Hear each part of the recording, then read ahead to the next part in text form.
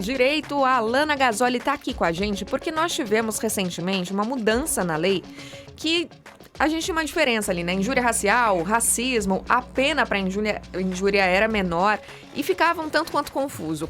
Quando era uma injúria, quando entrava ali no crime de racismo, e as pessoas que sofriam esse tipo de discriminação sentiam também essa dificuldade e sentiam também essa injustiça, né? Em ter sido ofendida e ver que a pessoa muitas vezes pegava uma pena muito branda, que não era considerado como racismo. Alana, explica certinho pra gente o que mudou agora com essa nova lei.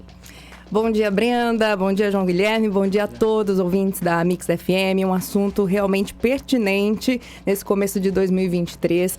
Eu já começo dizendo que eu não sou especialista em direito penal. Entretanto, é inconcebível que hoje até os cidadãos não saibam sobre preconceito, sobre racismo. Então, a gente tem que estudar, até porque muitas vezes acontece também de haver indenizações no âmbito civil. Então, a gente tem que entender também. Mas vamos explicar qual era a diferença da injúria para o racismo.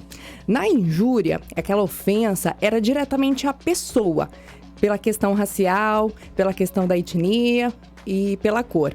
Já no racismo, o que se considera era a questão daquela ofensa ao coletivo. Por exemplo, teve um caso de uma pessoa que foi condenada porque entrou num fórum de discussão e começou a falar mal da questão dos negros ou pretos, cada um prefere um termo, a gente vai utilizar negros aqui, mas a gente sabe que a questão do preto também hoje está sendo bem evidenciada, e também dos judeus. Então ele foi condenado porque ele não atacava uma pessoa em específico, mas sim a coletividade. Então foi isso que mudou. Aí quando a injúria era a ofensa no particular, a pena era de 1 a 3 anos. E quando havia o racismo, a pena era de 2 a 5.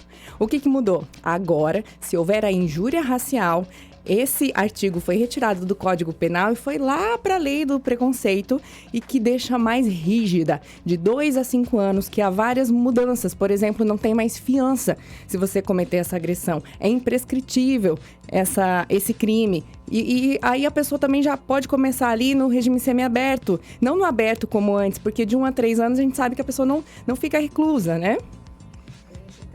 Essa questão muito forte, né, de quando a pessoa se sentia lesada e via que isso não dava em nada na prática, porque quando a pena realmente é muito pequena, a gente sabe que a punição é mais leve, acabava ali, que passava batido.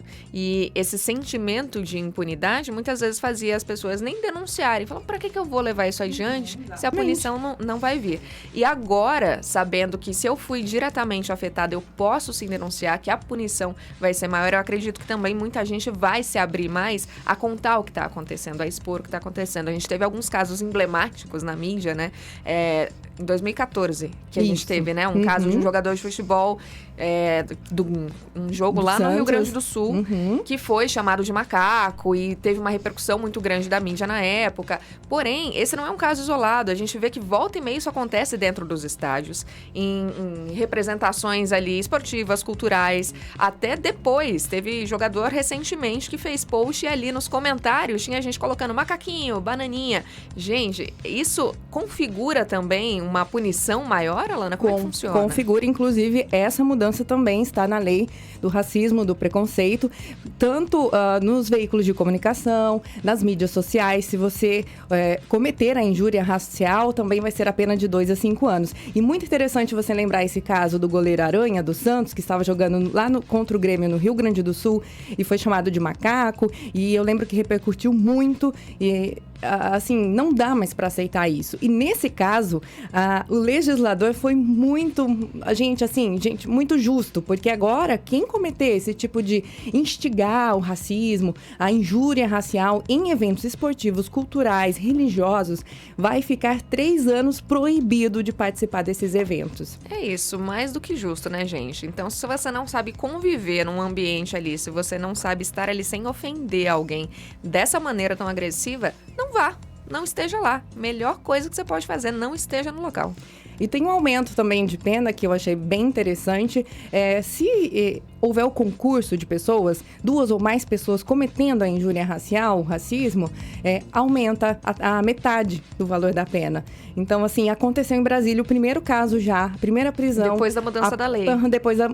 Foram 2 pessoas. Houve ali um desentendimento no trânsito e a mulher, que era motorista, assistente social, inclusive, foi xingada, gente, sofreu, o filho se envolveu, foi agredido. Então, assim, e eles acharam que não daria nada, foram até para um bar e depois a polícia chegou e aí foram para a delegacia, porque a mudança ocorreu no dia da assinatura já da sanção do presidente.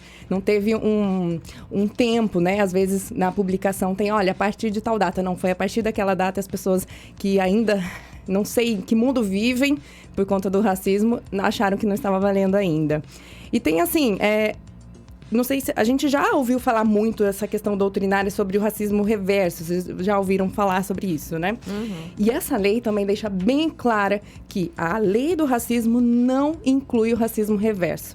Fala sobre as minorias, sobre o público que é vulnerável. Então, dá-se a entender que se houver uma injúria racial de um negro para um branco, aí vai para o Código Penal mesmo, aquela ofensa, e não pela desigualdade histórica que a gente sabe, social, que existe entre os povos negros e os brancos, por exemplo. É isso, gente.